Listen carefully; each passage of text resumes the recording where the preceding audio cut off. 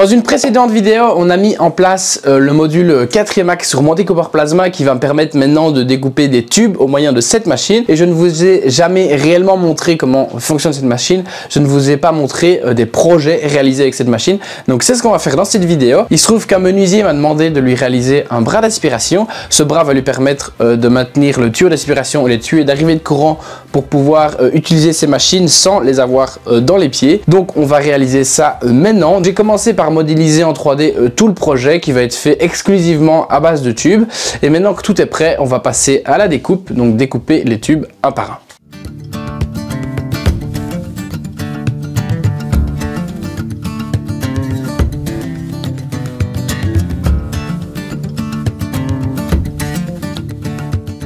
Bon, là je dois travailler le tube qui fait 1,50 m. Heureusement je dois le travailler uniquement aux extrémités, donc ma machine en est capable. C'est juste que comme j'ai le mur au fond, j'arrive pas à mettre le tube sur le mandrin. Donc je vais mettre en diagonale la table de découpe et comme ça je pourrai découper aux extrémités ce tube là.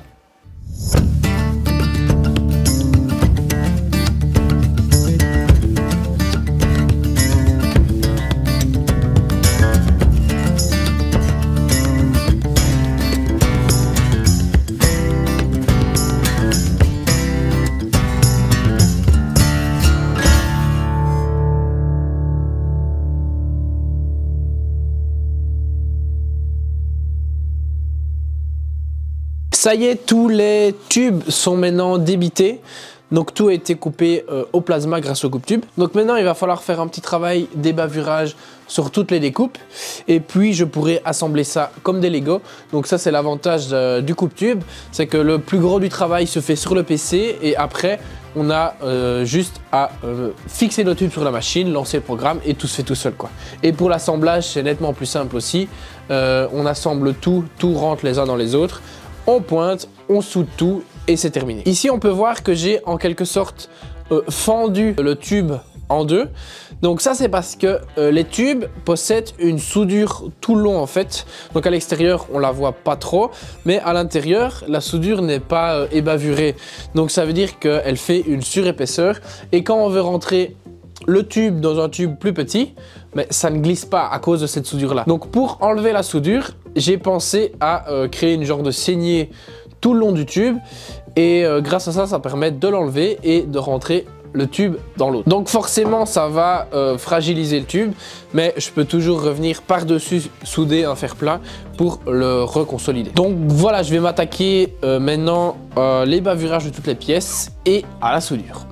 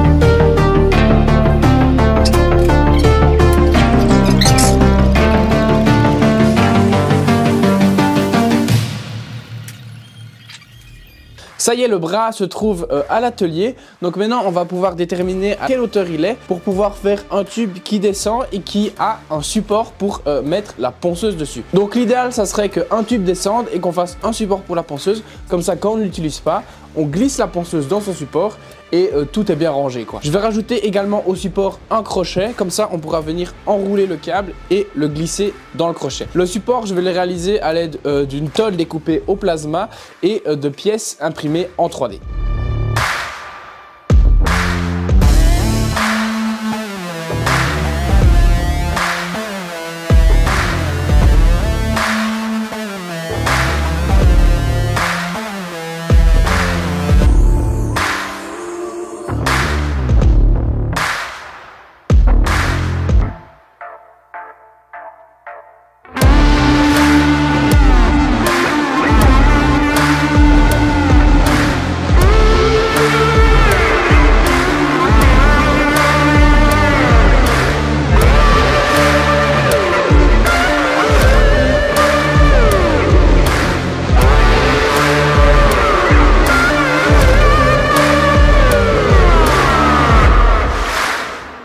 Et voilà, l'ensemble du bras qui descend est terminé. Donc comme vous avez vu, j'ai fait un support pivotant pour la machine. On trouve d'un côté le logement fait pour la machine, donc elle vient simplement se glisser dedans et elle est sécurisée. Et de l'autre côté, on a un crochet qui permet de venir enrouler le tuyau d'aspiration et le câble électrique. Comme ça, rien ne traîne dans les pieds quand tout est rangé. Alors maintenant, je vais emmancher ce tube dans le tube carré qu'on a fait précédemment. Et puis tout le système d'aspiration sera terminé.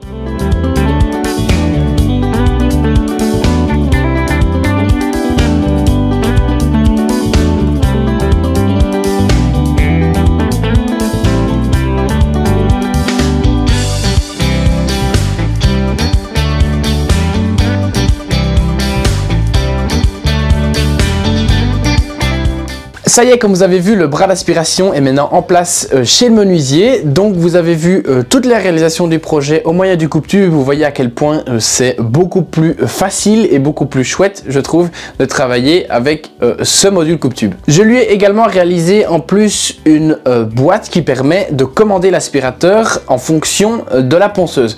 Donc je m'explique. Certains aspirateurs en fait possèdent une prise qui permet d'activer l'aspirateur uniquement quand on active l'appareil qui est branché sur cette prise. Donc ça permet de brancher par exemple une ponceuse sur la prise de l'aspirateur et quand on allume notre ponceuse, l'aspirateur se met en route. Quand on éteint notre ponceuse, l'aspirateur se coupe. Ces prises, c'est vachement bien, mais tous les aspirateurs n'en sont pas équipés. Donc c'est pour ça que là, j'ai dû réaliser ce genre de boîte. Si ça vous intéresse, si vous aimeriez refaire cette boîte chez vous, alors dites-le moi en commentaire et je vais vous partager toutes les infos pour que vous puissiez le refaire chez vous. Donc comme on voit sur la boîte, il y a deux prises. Une prise qui se connecte à la ponceuse, une autre à l'aspirateur, et quand on active la ponceuse, l'aspirateur va se mettre en route. Donc vous voyez maintenant l'utilité de ce coupe-tube et les projets qu'il est possible de faire avec, mais il y en a encore des tonnes possibles. Arnaud, qui a également mis en place le module coupe-tube sur sa machine, est en train de réaliser un châssis de voiture directement avec le coupe-tube. C'est vraiment un projet magnifique qu'il est en train de faire. Donc si vous voulez aller voir plus de photos ou de vidéos de son projet, je vous mets sa page Facebook en description. Si vous êtes intéressé vous aussi de posséder un découpeur plasma dans votre garage et de mettre en place ou pas un module coupe-tube, alors j'ai un guide qui va vous permettre de réaliser ça. Dans le guide, vous allez retrouver toutes les informations pour acheter les composants, mettre en place les composants, configurer les logiciels, mettre en place l'ordinateur, apprendre la programmation machine. Donc toutes les informations qui vous seront nécessaires pour construire votre machine et l'utiliser se trouvent dans le guide. Il y a également un guide complémentaire qui permet de mettre en place le 4ème axe, qui vous permettra de faire comme moi dans cette vidéo, découper des tubes avec votre découpeur plasma. Donc si ces guides vous intéressent, je vous mets les liens dans la description également. Enfin, j'ai envie de vous dire que c'est officiellement la dernière vidéo que je tourne dans cet atelier. J'ai en fait passé le pas et j'ai acheté un atelier beaucoup plus grand que je suis en train de rénover. Je suis en train de faire des vidéos de la restauration, donc elles vont arriver très prochainement